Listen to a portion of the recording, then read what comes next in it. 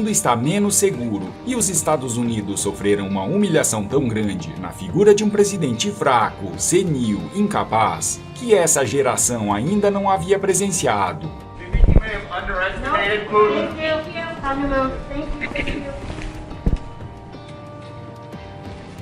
Os manipulados, ignorantes, inocentes ou mal intencionados que votaram ou apoiaram esse incompetente que está governando o país mais importante do mundo ocidental, descobrem agora, da forma mais cruel, que o maravilhoso mundo sem Donald Trump no poder, prometido pelos artistas e por toda a extrema mídia marrom mundial, não passava de mais uma canalice dos psicopatas que são os principais responsáveis pela situação atual. O sangue dos inocentes escorre pelas mãos dos que apoiaram a ascensão do presidente mais fraco que os Estados Unidos já teve em sua história. O ex-presidente Donald Trump afirmou: "O ataque não teria acontecido na minha gestão. Putin percebeu a fraqueza, a incompetência, a estupidez dessa administração. Como norte-americano, estou triste e insatisfeito." A realidade é que Putin, de forma cruel e insana, com toda a sua tirania, está humilhando os homens de geleia, governantes que, longe do mundo real, governam através de lacração, com hashtags na internet. Já não bastasse uma pandemia, temos agora um conflito com consequências trágicas e imprevisíveis ao mundo. Os debiloides que pulavam igual gazelas com a posse de Biden, agora sentem saudades do Trump. Falando em escolhas de governantes, o presidente Jair Bolsonaro fez excelente discurso, alertando a quem ainda não percebeu o perigo que nos cerca, do que significa o retorno da quadrilha vermelha ao poder. Eu queria falar alguma coisa para os senhores, que o Brasil hoje está polarizado. Apesar de eu não estar em campanha, tem outro lado que está em campanha. Eu queria perguntar aos senhores, o senhor devia perguntar para mim, mas eu queria perguntar aos senhores. Como o Brasil estaria se essas medidas aqui, os G6, fossem implementadas, bem rapidamente? O que vocês acham, os senhores acham, de nós revogarmos a autonomia do Banco Central? De revogarmos a reforma trabalhista, a reforma da Previdência, retornar o imposto sindical, reestatizar as empresas que foram reestatizadas, que foram desestatizadas, acabar com o teto de gasto, o governo começar a interferir nos preços lá da Petrobras e da energia. Se nós viéssemos a fortalecer o MST, se nós fizéssemos uma campanha para recolher armas das mãos dos cidadãos de bem, se nós desmilitarizássemos as polícias militares, se nós extinguíssemos as escolas civil-militares e os colégios militares, se nós liberássemos as drogas no Brasil, se nós legalizássemos o aborto, se nós voltássemos a nos reaproximar de Cuba e outras ditaduras pelo mundo. Apenas essas perguntas, porque o outro lado defende exatamente tudo isso daí.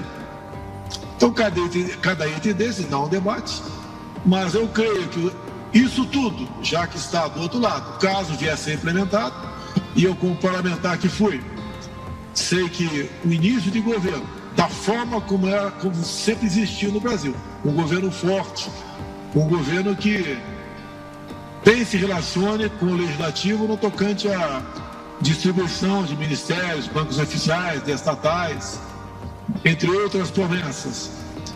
Nós sabemos como o parlamento age. Se isso tudo fosse botado em prática, como é que estaria a economia no nosso Brasil? Há alguma diferença entre nós? Ou alguns dos senhores vão falar que está tudo resolvido, não tem problema, o que vier a gente vai interagir e o Brasil vai para frente? Também perguntar aos senhores, falar para os senhores, olhem o que acontece na nossa periferia. Aqui na América do Sul, alguns países que enveredaram para esse outro lado disso que eu mostrei aqui. O que está acontecendo num país aqui que não faz divisa conosco, aqui na América do Sul, onde a economia ia muito bem. Alguns até falavam, não se preocupe, a economia indo bem, o resto não tem que se preocupar. E o que vocês acham também, se a nossa liberdade está ameaçada ou não, por parte de alguns atores aqui no Brasil. Deixo claro, como falei agora há pouco, geralmente quem busca tolher direitos individuais da população e partir para o regime mais fechado, geralmente é o chefe do executivo. E aqui acontece exatamente o contrário. Se não é o chefe do executivo resistir, já estaremos com toda certeza no outro regime atualmente. O que está em jogo no Brasil é a nossa liberdade. O que está em jogo no Brasil? A nossa economia. Estão do meu lado aqui o ministro Ciro Nogueira e o ministro Paulo Guedes, que poderão me socorrer ou atender a pedido do senhor. Então, a breve introdução que eu faço é isso. É isso que nós queremos para o Brasil? Dá para deixar tudo rolar numa boa? Quem chegar, chegou, tudo bem, ninguém vai sofrer nada com isso, a economia vai continuar numa boa. Uma boa agora aqui. Depois da pandemia, né? Resistiu. Durante a pandemia, nós tivemos aqui os anos de 2015 e 2016, onde perdemos 3 milhões de empregos. Por que causa? Durante a pandemia, 2020, o forte da pandemia, ficamos no 0 a 0. O ano seguinte, foram criados aproximadamente 3 milhões de empregos no Brasil. Ainda com a pandemia, como é que estaria se o outro lado estivesse sentado na minha cadeira? Como é que estariam os desvios pelo Brasil? Será que a roubalheira seria a tônica, como sempre aconteceu? Será que, de acordo com a pessoa que assumir a presidência no ano que vem, qual será o perfil dos dois indicados para o Supremo Tribunal Federal?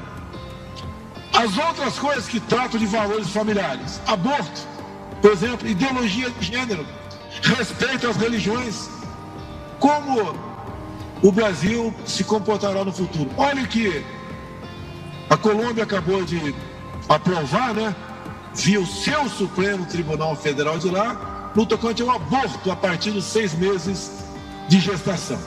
Então, basicamente, de forma bastante, sem entrar em detalhes, há uma diferença enorme entre aqueles que estão polarizados no Brasil. Aquele que acha que vai continuar numa boa, não adianta você estar muito bem financeiramente se não tiver liberdade para ir para a rua.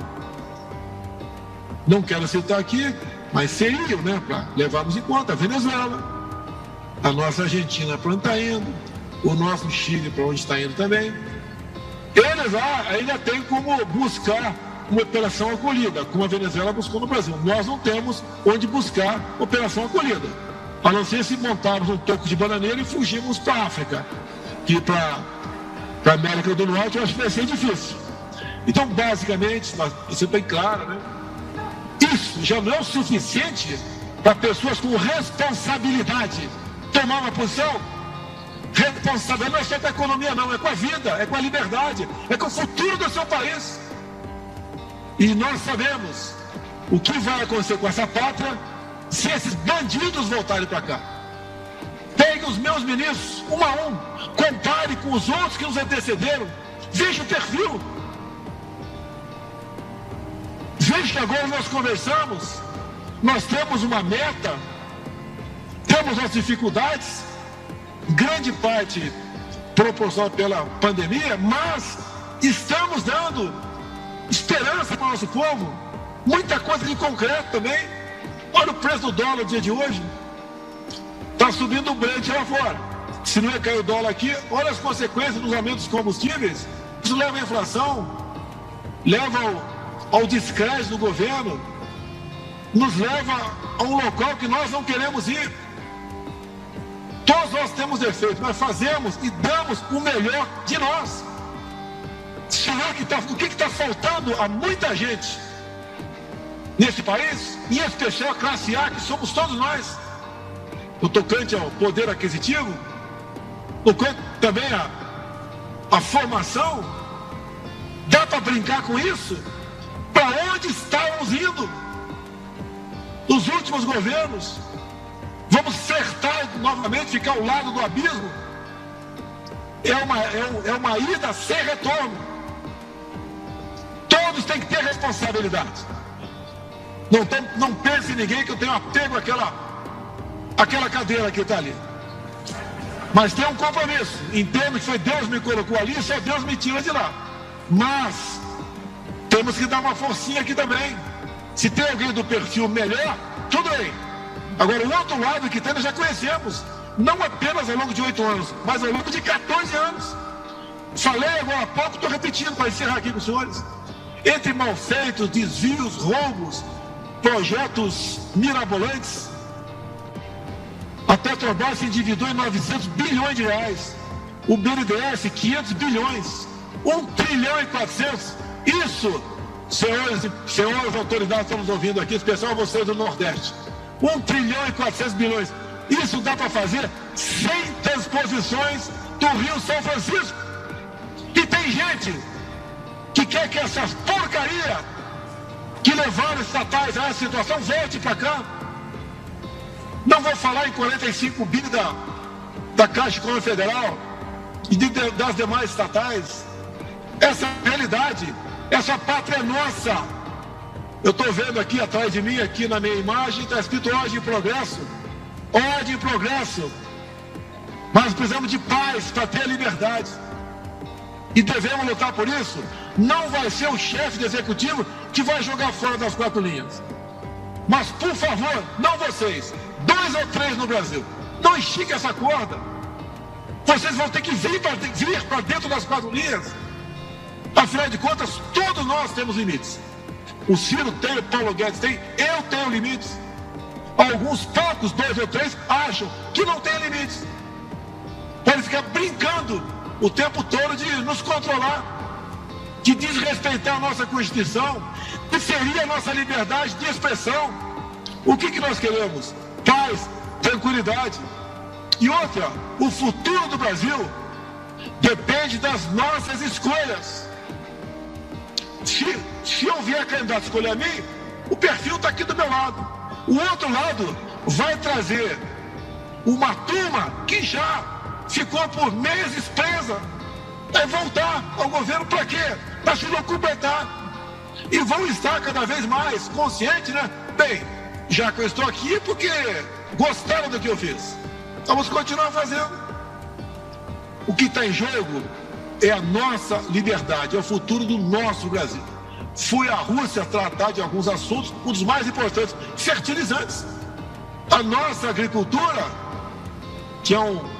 que nos orgulha a todos, leva um golpe quase que mortal sem fertilizantes. Fui negociar com o presidente Putin a questão de fertilizantes. Entre outros assuntos, como depois tratamos a Hungria também. Somos tratados muito bem fora. Cada vez mais o mundo quer mais interagir conosco. Se eu tivesse errado, os 38 países da OCDE não teriam, de forma unânime, nos convidar para entrar nesse seleto grupo. A grande imprensa, parte da grande imprensa, o grande pai da grande imprensa, só tem notícia ruim. Os números estão aí, os senhores estão sentindo. Temos futuro. Se eu não me engano, Paulo Guedes, janeiro foi o mês que mais entrou dólar aqui no Brasil. Os números estão aí. O Tarcísio, tá? É um excelente ministro nosso, entre outros, tá? Fez ressurgir o modal ferroviário. Devemos ter brevemente mais 20 mil quilômetros de ferrovia no Brasil.